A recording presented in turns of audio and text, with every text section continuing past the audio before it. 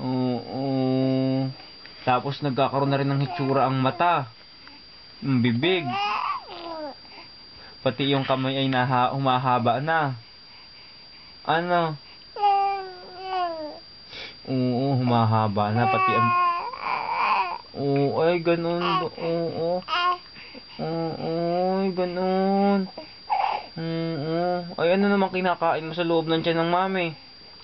Yung strawberry ano? Oh, strawberry. Yun. Oo, strawberry at pineapple. At saka watermelon ano. Kaya malusog na malusog eh. Yung lagi ang binibili ng grandma at ng grandpa sa Erie Country Farm. Oo, yung strawberry at watermelon ano.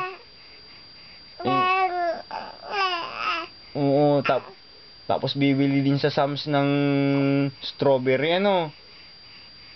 Tapos sa hapon igagawa si mami ng ano, ng shake.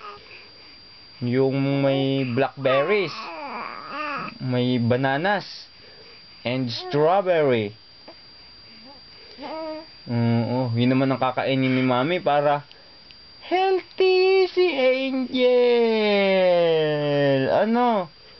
Kaya ayan.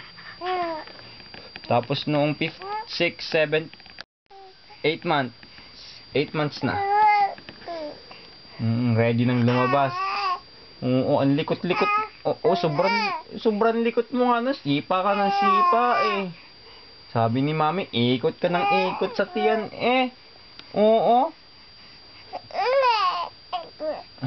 Kitang-kita nga ni daddy yung... Kitang-kita nga ni daddy. Pinakikita ni mami yung tiyan niya.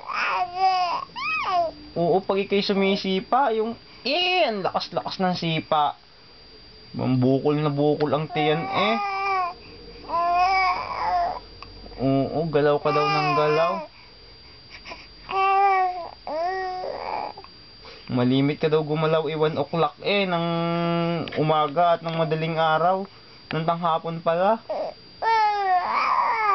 Oo. Oo. Ayun pala.